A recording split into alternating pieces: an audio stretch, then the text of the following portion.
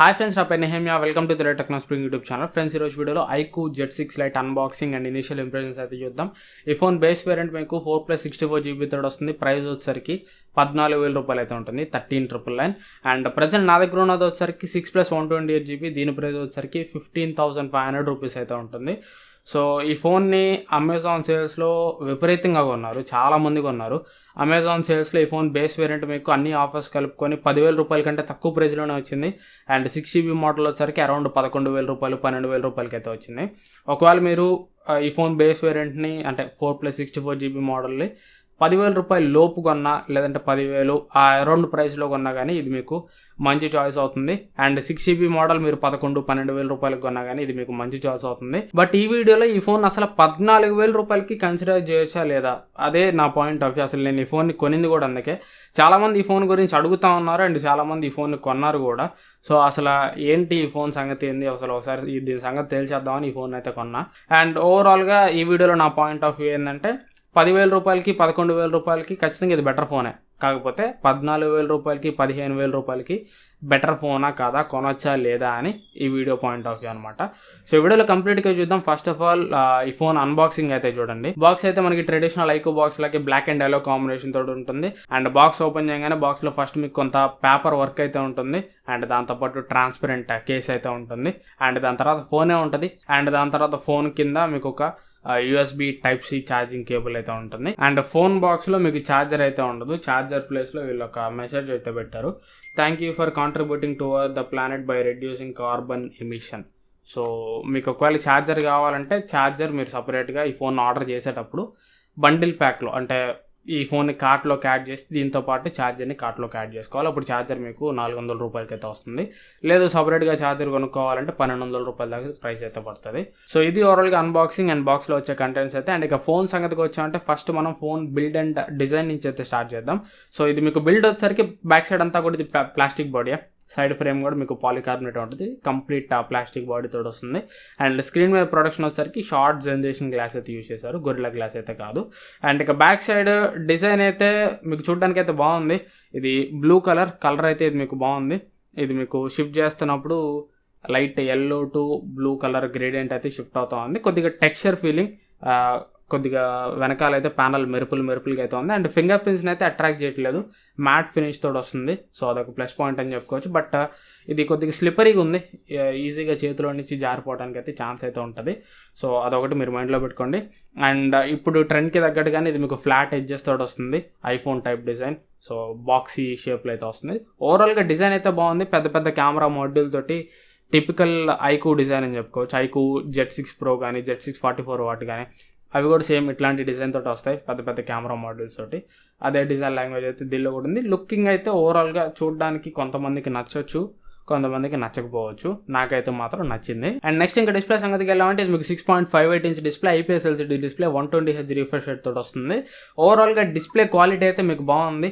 డిస్ప్లేలో కలర్స్ కానీ బ్రైట్నెస్ కానీ ఎవ్రీథింగ్ కూడా మీకు బాగుంది. వీడియోస్ చూస్తున్నప్పుడు మంచి ఎక్స్పీరియన్స్ ఉంది. అండ్ డిస్ప్లే బ్రైట్నెస్ కూడా బాగుంది. సన్లైట్ విజిబిలిటీ కూడా పర్లేదు, మరీ గ్రేట్ అని చెప్పలేం, అబోవ్ యావరేజ్ ఉంది. సన్లైట్ విజిబిలిటీ అయితే ఇంకొద్దిగా బెటర్ అయితే ఉండొచ్చు సన్లైట్ విషయంలో మాత్రం. అండ్ ఇక డిస్ప్లేలో వైడ్ వన్ L1 సర్టిఫికేషన్ ఉంది. అమెజాన్ ప్రైమ్ కానీ నెట్ఫ్లిక్స్ కానీ మీరు HD కంటెంట్ అయితే స్ట్రీమ్ చేయొచ్చు. అండ్ పని ఎట్లాగో మల్టీమీడియా డిపార్ట్మెంట్లోకి వచ్చాం కాబట్టి స్పీకర్ గురించి కూడా మాట్లాడుకుందాం. దీనిలో స్పీకర్ వచ్చేసరికి సింగిల్ స్పీకర్ అయితే ఉంటుంది, స్టీరియో స్పీకర్స్ అయితే ఉండవు. సింగిల్ స్పీకర్ కింద బాటమ్ సైడ్ అయితే ఉంటుంది. సింగిల్ స్పీకర్ అయినా కానీ ఇది మీకు బాగా లౌడ్ ఉంది, చాలా బాగుంది. స్పీకర్ అయితే లౌడ్నెస్ అయితే చాలా బాగుంది. అండ్ స్పీకర్ క్లారిటీ కూడా బాగుంది. స్పీకర్లో ఎట్లాంటి ఇబ్బంది అయితే లేదు. ఒకసారి మీరే స్పీకర్ శాంపిల్ కూడా వినండి.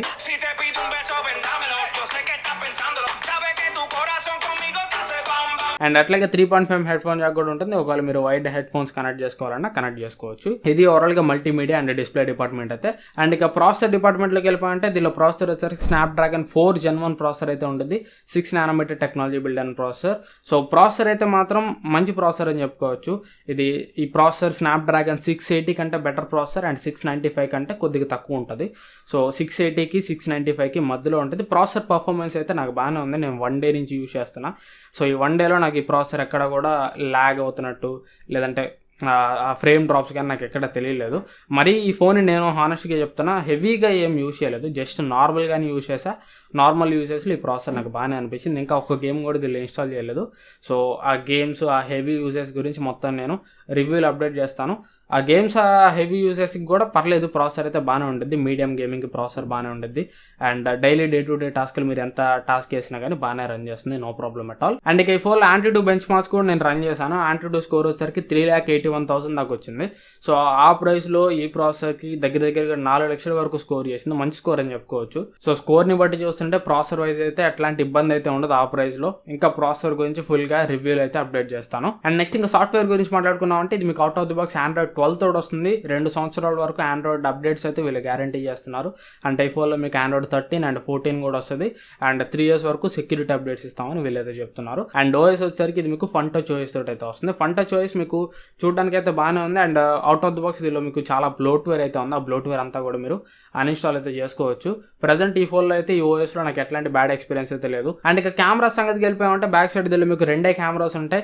ప్రైమరీ కెమెరా 50 మెగాపిక్సెల్ కెమెరా, ఇది ఒకటే మీకు యూజ్ అయ్యే కెమెరా. రెండో కెమెరా వచ్చేసరికి 2 megapixel depth sensor. And front camera వచ్చేసరికి 8 మెగాపిక్సెల్ కెమెరానే ఉంటుంది. సో కెమెరాస్ అయితే మాత్రం back side 50 megapixel primary camera అయితే మాత్రం పర్లేదు, మంచి పర్ఫార్మెన్స్ చేస్తుంది. మీకు లైటింగ్ ఉంటే కలర్స్ కానీ ఓవరాల్ డీటెయిల్స్ కానీ బాగానే క్యాప్చర్ చేస్తుంది. బట్ లో లైట్లో బాగా స్ట్రగుల్ అవుతుంది. సేమ్ ఫ్రంట్ కెమెరా కూడా, ఫ్రంట్ కెమెరా 8 మెగాపిక్సెల్ కాకుండా కనీసం ఒక 16 మెగాపిక్సెల్ కెమెరా ఇచ్చి ఉండాల్సింది. ఎందుకంటే ఈ ఫోన్ రెగ్యులర్ ప్రైస్ వీళ్ళు 14,000 రూపాయలు పెట్టారు. సో 14,000 రూపాయల ప్రైస్లో ఖచ్చితంగా నేను బెటర్ ఫ్రంట్ కెమెరా అయితే ఎక్స్పెక్ట్ చేస్తాను. అండ్ ఇక వీడియో డిపార్ట్మెంట్లోకి వెళ్ళిపోతే, బ్యాక్ సైడ్ కెమెరాస్ యూజ్ చేసి మీరు మాక్సిమం 1080p 60 FPS వరకు వీడియో అయితే రికార్డ్ చేయొచ్చు. ఇక్కడ చూడొచ్చు డేలైట్ శాంపిల్. డేలైట్లో అయితే వీడియో క్వాలిటీ బాగానే ఉంది, మంచిగా డీటెయిల్స్ అయితే క్యాప్చర్ చేస్తుంది. బట్ లో లైట్కి వచ్చేసరికి ఎక్కువ నాయిస్ అయితే క్యాప్చర్ చేస్తుంది, కొద్దిగా స్ట్రగుల్ అవుతుంది. సేమ్ ఫ్రంట్ కెమెరా కూడా, ఫ్రంట్ కెమెరా లైటింగ్ ఉంటే వీడియో మంచి పర్ఫార్మెన్స్ అయితే చేస్తుంది, వీడియో బాగా క్యాప్చర్ చేస్తుంది. బట్ లో లైట్కి వచ్చేసరికి ఫ్రంట్ కెమెరా వీడియోలో నాయిస్ అయితే కొద్దిగా ఎక్కువే కనిపిస్తుంది. సో ఓవరాల్గా కెమెరాస్ వైజ్గా చూసుకుంటే మాత్రం బ్యాక్ సైడ్ మెయిన్ కెమెరాని ఒకవేళ మీరు ఈ ఫోన్ని 10 లేదా 11,000 రూపాయల ప్రైస్లో కొంటే ఖచ్చితంగా యాక్సెప్ట్ చేయొచ్చు. ఆ ప్రైస్కి బ్యాక్ సైడ్ మెయిన్ కెమెరా అయితే మంచి పర్ఫార్మెన్స్ ఇస్తుంది. ఫ్రంట్ కెమెరా కూడా ఆ ప్రైస్కి పర్లేదు. బట్ ఈ ఫోన్ మీరు కానీ ఒకవేళ 14,000 రూపాయలకి కానీ 15,000 రూపాయలకి కానీ కొనుంటే ఆ ప్రైస్లో ఖచ్చితంగా దీని కెమెరాస్ అయితే అసలు పనికిరావు. ఆ ప్రైస్లో దీనికంటే కూడా బెటర్ కెమెరా ఫోన్స్ చాలా ఉన్నాయి. పోకో X4 Pro కానీ, మోటో G71 కానీ, పోకో M4 Pro 4G కానీ, అవన్నీ కూడా దీనికంటే ఫార్ బెటర్ కెమెరాస్ తోడు వస్తాయి. అండ్ నెక్స్ట్ ఇంకా బ్యాటరీ సంగతికి వెళ్ళాలంటే, బ్యాటరీ దీనిలో మీకు 5000 mAh బ్యాటరీ తోడు వస్తుంది. And 18 watt fast charging support అయితే చేస్తుంది. బ్యాటరీ మీకు ఫుల్ వర్కింగ్ డే ఖచ్చితంగా వస్తుంది. బ్యాటరీ లైఫ్ అయితే దీనిలో మీకు చాలా బాగుంటుంది. But 18 watt fast charging use చేసి మీరు ఫాస్ట్ ఛార్జ్ చేయాలంటే ఇది మీకు దగ్గరగా 1 hour 45 minutes పైనే టైం అయితే తీసుకునేది. సో ఫాస్ట్ ఛార్జింగ్ విషయంలో కొద్దిగా బెటర్ ఉంటే బాగుంది అనిపించింది. 44 watt ఛార్జింగ్ సపోర్ట్ ఇచ్చుంటే చాలా బాగుండేది. సో 18 watt ఫాస్ట్ ఛార్జర్ అయితే దగ్గరగా 1 hour 40 minutes పైన టైం తీసుకునేది 0 to 100% ఛార్జ్ అవడానికి.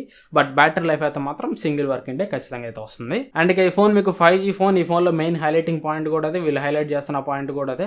5G phone with Snapdragon processor అని ఎక్కువ అయితే హైలైట్ చేస్తున్నారు. అండ్ ఇందులో 5G బ్యాండ్స్ వచ్చేసరికి ఓన్లీ 2 5G బ్యాండ్స్ అయితే ఉన్నాయి. N77 5G బ్యాండ్ ఒకటి, N78 5G బ్యాండ్ ఒకటి. నిజమే, 2 కూడా మేజర్ 5G బ్యాండ్స్, 2 కూడా మోస్ట్ పాపులర్ 5G బ్యాండ్స్.